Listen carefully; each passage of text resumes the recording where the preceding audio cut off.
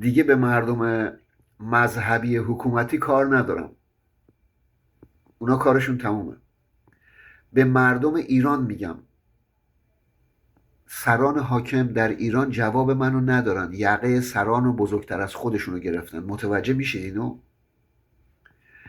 یعنی حتما باید یکی به شما بگه که من خدا هستم، من امام زمانم، من پیغمبرم، من همه کارم. حتما باید اینجوری به شما بگه بعد شما بخندین بهش. البته من بگم نمیخندین چون نتیجهشو داریم میبینین. نتیجه 20 سال تلاش منو، بیش از 20 سال، 40 ساله.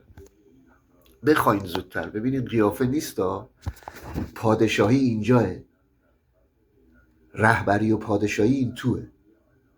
بخواین.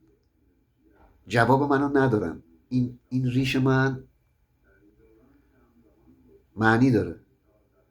بخواین زودتر. بخواین. این بغل خونه پدری من باید هلیکوپتر بشینه. هلیکوپتر اسباب بازی نیست که، واسه تفریح نمیخوام.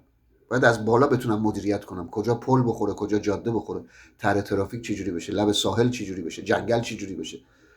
خیلی چیزای دیگه هست، نمیشه گفت تو یک دقیقه، نمیشه آدم همه چی رو توضیح بده. بخواین مردم ایران، بهترین امتیازو داریم. منتظر این نباشین یکی بیاد بگه من امام زمانم، من خدا هم، من پیغمبرم. ما نداریم همچین چیزی. به تنهایی من ناقصم. تنهایی ناقصم. کنار شما مردم کاملم. بخواین.